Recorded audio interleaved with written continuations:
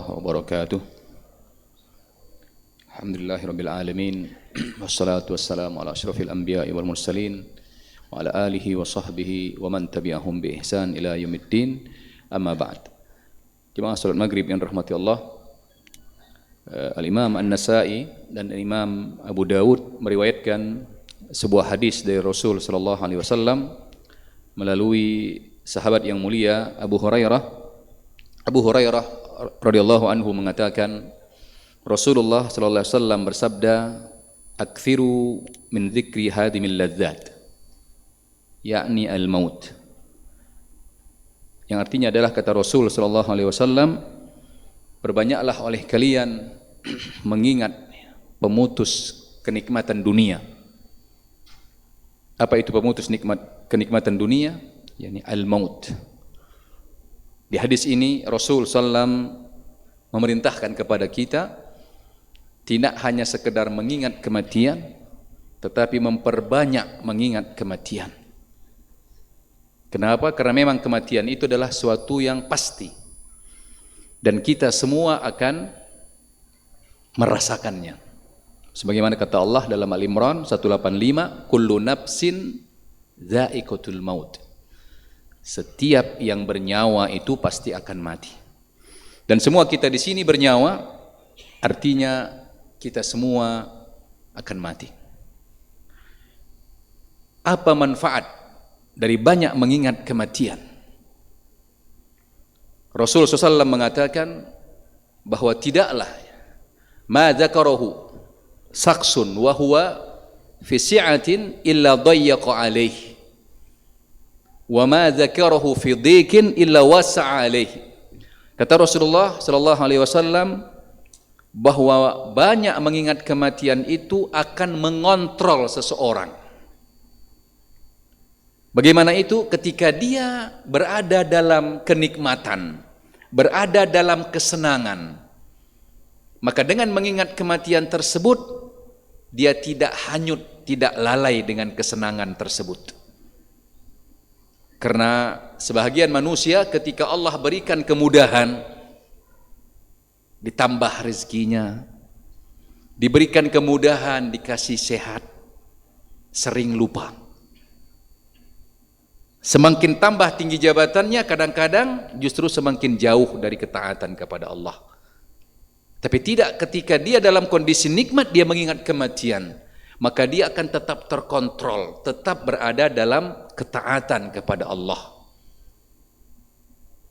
Maka kata para ulama kita, bisa saja yang menyebabkan seseorang jatuh ke dalam kemaksiatan ketika dia berada dalam kenikmatan karena dia jarang atau tidak mengingat kematian, sehingga dia menyangka bahwa dengan hartanya tersebut dia bisa melakukan apa saja. Dan sebaliknya kata Rasulullah, siapa yang banyak mengingat kematian dan dia dalam kondisi sempit, dalam kondisi diuji oleh Allah, illa wasa'alaih, maka kondisi sempitnya itu, kondisi musibahnya itu akan menjadi lapang, menjadi tenang. Kenapa? Karena dia mengingat kematian. Maka kematian ini atau mengingat kematian ini akan mengontrol seseorang, menjadikan dia tetap dalam keadaan taat kepada Allah, baik dalam kondisi dia lapang atau dalam kondisi dia sempit. Jemaah salat maghrib yang rahmati Allah, juga para ulama kita mengatakan bahwa mengingat kematian ini, atau siapa yang banyak mengingat kematian, maka dia akan dikaruniakan minimal 3 hal penting, yang dengan 3 hal penting ini dia akan mudah menjalani kehidupan dunia ini, dan juga nanti akan mudah ketika dia beralih ke akhirat. Apa manfaat dari mengingat kematian ini? Yang pertama, kata para ulama kita, orang yang banyak mengingat kematian, maka dia akan bersegera untuk taubat, bita'jilit taubah. Orang yang banyak mengingat kematian, Allah akan karuniakan pada dirinya sifat untuk segera bertaubat, tidak menunda-nunda. Sebagaimana kata Ibnu Umar, idza amsayta fala tantadirus sabah. Kalau kamu sudah berada pada waktu sore, pada waktu malam, jangan tunda kebaikan itu besok pagi. Kenapa belum sholat? Nantilah kalau sudah selesai kerja. Ayo kita taubat nanti kalau sudah pensiun. Jangan. Kenapa ini bisa terjadi? Karena jarang mengingat kematian. Orang yang banyak mengingat kematian nggak akan mungkin tunda-tunda taubatnya.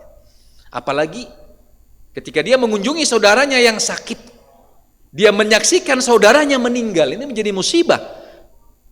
Ketika dia sudah menyaksikan orang-orang terdekatnya meninggal, tapi tidak berubah. Selama ini malas-malasan sholat, dia lihat saudaranya meninggal, dia antar saudaranya ke kuburan. Tapi itu tidak menjadikannya semakin taat kepada Allah. Ini jadi musibah. Musibah yang dia alami lebih besar dari musibah kematian saudaranya. Karena orang ini telah mati sebelum dia mati. Karena hakikat kematian yang sebenarnya adalah matinya jiwa kita, matinya roh kita. Tidak mau sholat, malas melakukan ketaatan. Ini orang sudah mati sebelum dia mati. Maka dengan banyak mengingat kematian menjadikan seseorang bita'jili taubah, segera taubat. Kata Ibnu Umar, wa idza asbahta fala tantazirul masa. Kalau kamu sudah berada pada waktu pagi, maka jangan tunda. Nantilah kalau sudah sore. Apa kata Imam Syafi'i? Tazawwad minat taqwa fa innaka la tadri idza janna al-lailu hal ta'ishu ila al-fajri. Ayo segera taubat, segera berbekal, kata Imam Syafi'i. Kalau sudah malam datang, siapa di antara kita yang menjamin bahwa besok pagi dia masih hidup? Wa kam min sahihin mata bi ghairi illatin. Kata Imam Syafi'i, berapa banyak orang yang sehat tiba-tiba mati. Karena mati tidak nunggu sakit. Jangan pernah berpikir kalau kita masih sehat, kita masih kuat, bahwa berarti mati masih lama. Tidak. Wa kam min alilin asyahinum minad dahri. Kata Imam Syafi'i, berapa banyak orang yang sudah diponis kayaknya nggak lama lagi dia hidup, tapi ternyata hidupnya lebih panjang dari orang yang kelihatan sehat, segar bugar. Maka jangan tunda ketaatan, segera tunaikan ketaatan. Kalau belum sholat, segera sholat. Kalau ingin berbuat kebaikan, kata orang Arab, khairul birri ajiluhu. Kebaikan itu yang terbaik disegerakan. Jangan ditunda-tunda. Karena kita tidak tahu. Wala tarju amal al-yaumi ila ghadin. La'alla ghadan ya'ti wa anta faqid. Jangan ditunda kebaikan hari ini yang bisa kita kerjakan untuk besok pagi. Bisa saja besok pagi datang dan kita sudah meninggal. Kalau sudah meninggal, habislah kesempatan kita untuk melakukan ketaatan. Maka orang yang banyak mengingat kematian, Allah akan karuniakan dalam dirinya bita'jili taubah. Segera taubat, tidak menunda-nunda. Yang kedua, orang yang banyak mengingat kematian, maka dia akan dikaruniakan wa nasyatun fil ibadah, semangat untuk ibadah, semangat untuk sholat, tenang jiwanya. Begitu azan berkumandang, datang tenang jiwanya, segera dia berangkat ke masjid, semangat ibadah. Kenapa? Ingat, bisa saja ini solat saya yang terakhir. Siapa yang menjamin? Rasulullah SAW sering berpesan kepada orang yang mau solat, sallu salata muwaddi'in. Kalau mau solat, dirikanlah solat itu dan anggap itu adalah solat yang terakhir. Bisa saja setelah solat maghrib ini ternyata Allah panggil saya. Maka apa yang terjadi? Kita akan serius solatnya. Tapi karena merasa saya masih panjang usia, masih banyak harta saya, akhirnya apa? Solat maghrib pas-pasan saja. Kadang-kadang pun tidak solat, malas-malasan solat. Rasul SAW mengatakan, waju'ilat qurrata aini fis solat. Jiwaku itu merasa tenang dalam solat. Maka ketika solat, disitulah beliau mendapatkan ketenangan. Itu yang sepantasnya yang kita lakukan, yang kita rasakan. Bukan sebaliknya, kapan tenang? Setelah selesai solat. Kenapa? Karena dia merasa solat itu beban.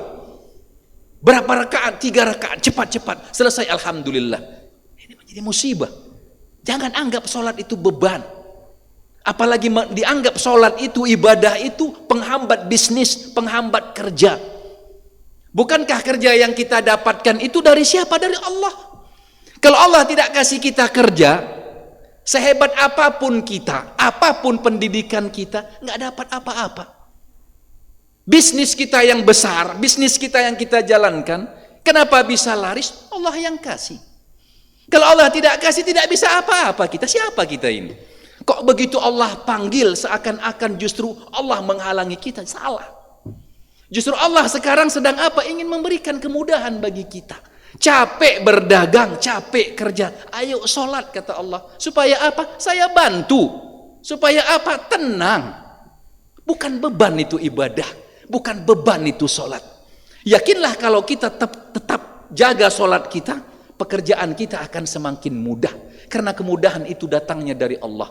Kesulitan-kesulitan pekerjaan itu salah satu penyebabnya karena kita jauh dari Allah.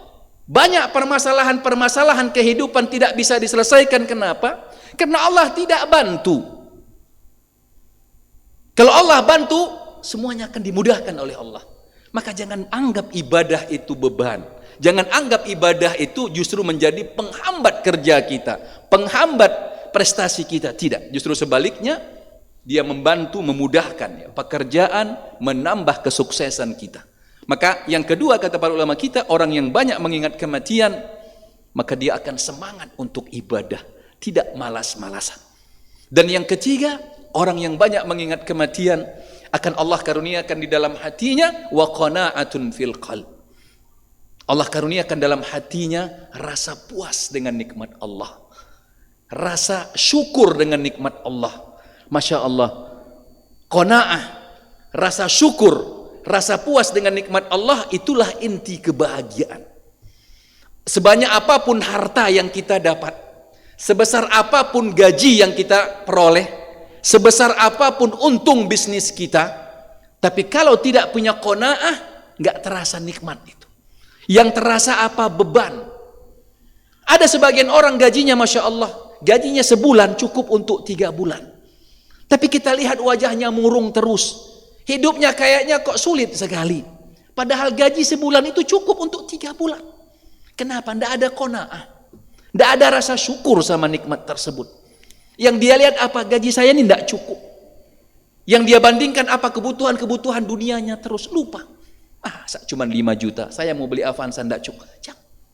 Karena nggak ada qanaah. Maka kata Imam Syafi'i rahimahullah, "Idza ma kunta dza qalbin qanu'in fa anta wa malikud dunya sawa."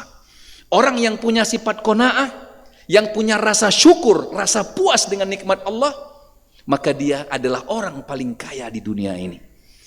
Mau senang, mau bahagia, miliki sifat qanaah. Maka kita akan tenang dengan kehidupan dunia ini, berapapun yang kita dapat dari dunia.